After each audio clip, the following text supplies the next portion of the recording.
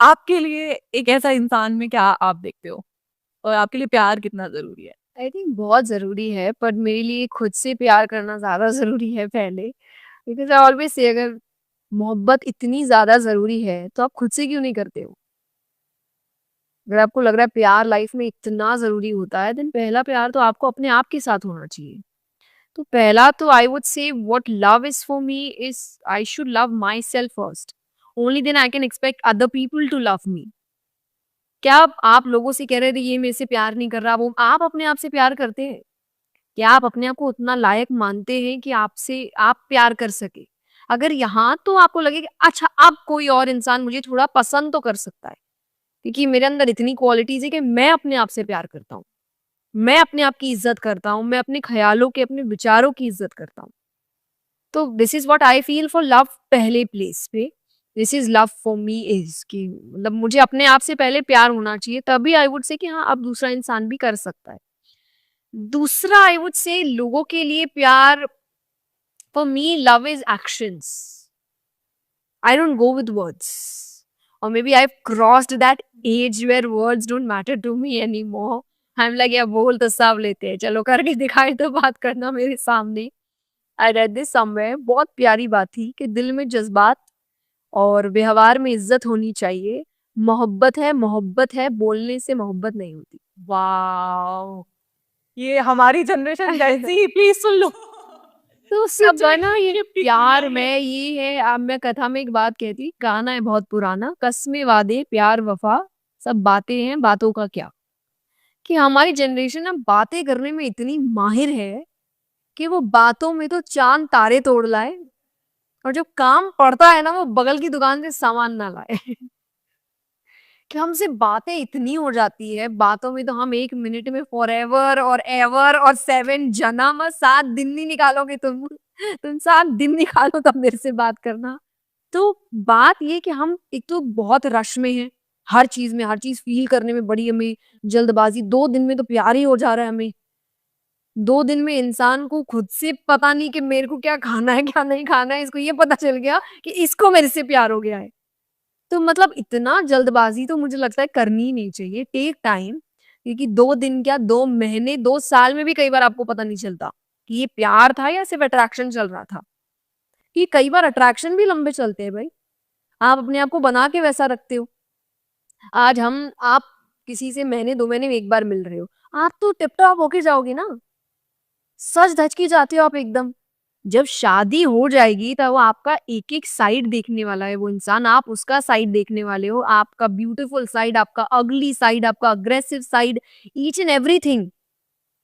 उसके बाद प्यार कितना होगा तब देखेंगे, और लास्ट में यही सब चीज़ों से प्यार हट जाता है। तो I always say take your time. आप इंसान से मिलो, डू अनकंफर्टेबल डिस्कशंस। कई बार लोग ना उस बात को छोड़ देते हैं कि अरे अनकंफर्ट हो रहा है, अच्छा नहीं तुझे नहीं बात करनी, नहीं करते, नहीं करो। ये जो अभी नहीं कर रहे हैं ना, ये शादी के बाद होगा और तब बड़ी दिक्कत होने वाली है। तो जितने भी अनकंफर्टेबल सिचुएशंस हो, अनकंफर्टेबल डिस्कशंस हो, talk about money, talk about God, talk about politics, talk about home, each and everything, क्योंकि यहाँ पे ना आपको लोगों की मानसिकता पता चलती है। आपसे तो वो अच्छे से रह सकता है, आप उसके साथ बेबी बेबी, आप वो बेबी बेबी, ये सब नाटक चलेंगे आपके। लेकिन आप वो दूसरों के बारे में क्या सोचता है, वो देश के बारे में क्या सोच रहा है, वो पैसे के बारे में, वो हाउसहोल्ड के बारे में, वो जब बच्चे आ जाएँगे तो बच्चों के बारे में, इ if you don't want kids, चलो आप लाइफ फ्यूचर कैसे बिताओगे उसके बारे में, तो टॉक अबाउट दोज़ थिंग्स। आपको उसकी सोच पता चलेगी कि वो सोचता कैसे है। क्योंकि कई बार हमसे प्यार है, ये हमें अट्रैक्शन बहुत समय तक रहता है, जब धीरे-धीरे अट्रैक्शन तो खत्म होगा। फिर फीलिंग्स होती है, लेकिन उसके बाद जब आप उसको देख रहे हो, उसकी सोच कैसी है, उसका व्यवहार कैसा है, और आपको बुरा लगने लगता है कि यार तो अच्छा नहीं है, ये बातें तो अच्छी नहीं है, ये सोच तो अच्छी नहीं है। पहले नहीं समझ आया, पहले तो बड़ी जोश था ना जवानी का, तब तो एकदम हॉर्मोन्स पीक पे थे कि कुछ समझ ही नहीं आ रहा है, गलत, अरे गलत नहीं है, पॉसेसिव है, लव्स मी, यू नो, मेरा मेरा ध्यान रखती है, इसीलिए तो इतना कलेश करती है। अरे!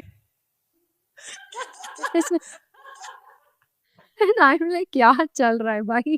तो लेकिन ये इस वक़्त ना आप बड़े जोश में होते हो, आपको उसकी हर बुरी चीज़ अच्छी लग रही होती है। उसकी हर चीज़ को आप ना अच्छा बनाते हो। पूरी दुनिया आपको बोल रही होती है वो गलत है, गलत है, गलत है। दुनिया गलत कर देते हो, आप उसको गलत नहीं बोलोगे।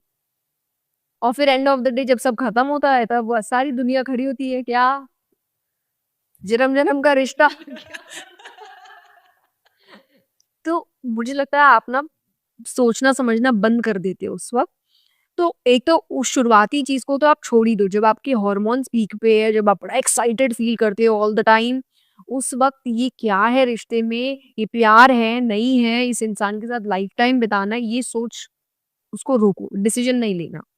जब थोड़ा स्टेबल हो जाओ, जब वो डिस्कशंस करो, डिस्कशंस में आपका अट्रैक्शन अब लुक्स से, आपका अट्रैक्शन अब टच से ना होके सोच से, उसके इंटेलिजेंस से, उसके काम करने के तरीके से, उसका इमोशनली चीज़ों को हैंडल करने से जब अट्रैक्शन आएगा ना, then I would say you are falling in love.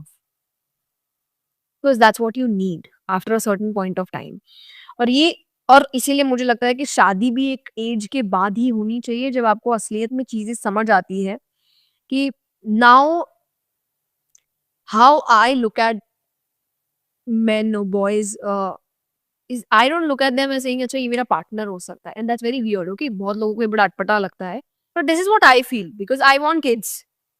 Actually, I want to get married to have kids. The main reason is kids. I love kids.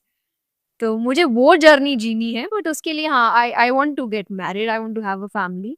का जब मैं किसी को भी देख के मुझे ऐसा फील होता है कि अच्छा maybe I can think something और maybe I can think of a future, what I feel is कि ये इंसान मेरे बच्चे के लिए ठीक होगा क्या, ये मेरे बच्चे के आसपास होना चाहिए क्या, इसकी सोच मेरे बच्चे के अंदर आनी चाहिए क्या। और जब मुझे आंसर यस मिलता है तभी मैं फॉरवर्ड जाने की कोशिश करती हूँ, otherwise I go back. Because मुझे है चॉइस पार्टनर चूज करने की, मेरे बच्चे को पिता चूज करने की आजादी नहीं है। वो मेरा काम है कि उसको एक अच्छा पिता मिलना चाहिए। और मैं अपने आप को लेकर, ये आप अपनी फैमिलीज में देखिए, आप अपनी मदर्स को देखिए, अपने फादर्स को देखिए, वो एक दूसरे में बड़ा कॉम्प्रोमाइज कर लेते हैं, बड़े एडजस्टमेंट्स कर लेते हैं, एक दूसरे की बुरी से बुरी हरकत माफ कर देते हैं, बुरी से बुरी आदत को इग्नोर कर देते हैं, बच्चे के समय नहीं करते। तब माँ पागल हो जाएगी अगर बच्चे की कोई बात होगी, पिता अगर बच्चे की कोई बात है तो उस वक्त अग्रेशन में बच्चों के लिए वो कोई कॉम्प्रोमाइज नहीं करते। तो जब आप पार्टनर ढूंढो ना तो आप ये जरूर ढूंढना क्योंकि हम अपने पार्टनर में कॉम्प्रोमाइज कर लेंगे, हम अपने बच्चे को लेके कॉम्प्रोमाइज नहीं करेंगे कि नहीं मेरे बच्चे को ऐसी लाइफ नहीं मिलनी चाहिए, मुझे मिल गई। कई बार आप मदर्स को देखिए, जब उनको ऐसे कई बार हस्बैंड्स पार्टनर्स मिलते हैं जो थोड़े ठीक नहीं होते हैं तो उनकी बच्चे की लड़ाई होती है, मेरे साथ कर लिया, मेरे बच्चे भी नहीं आना, मुझे रोक लिया, उसको नहीं रोकना। तो ये अपने आप निकलता है उनके अंदर से। तो आज इस एज पे मुझे ऐसा लगता है कि this is what I look in a partner, कि मेरा बच्चा, उसकी परवरिश कौन करेगा, मैं तो करूंगी, मेरे बारे में मुझे पता है सब कुछ, पर दूसरा कैसा होगा ये मुझे देखना है। वो अच्छा होगा तो ही वो मेरी जिंदगी में होगा, वरना नहीं होगा। ये लेकिन एक सर्टेन एज के बाद आपको समझ आता है। इसलिए व्हाट आई फील इज शादी थोड़ा आप टाइम लेके करो, सोच समझ, जल्दबाजी में भागा दौड़ी कर रहे, देखो क्या हो रहा है यार आजकल। पहले होता था ना, पहले वो खोलो तो पता चलता था शादियां हो रही है, अब खोलो तो टूट। It's become scary to open Instagram these days. You open an Instagram and somebody's divorced. So I think just take some time. Otherwise, obviously exceptions are always there. कई बार आप देखते हो बहुत सालों सालों बाद भी लोग अलग हो जाते हैं. They have their own reasons. But अगर बहुत जल्दबाजी में आप कुछ करते हो तो एक पर्टिकुलर टाइम के बाद फिर आपको समझ आता ही है कि आपसे गलती हो गई. तो टेक योर टाइम.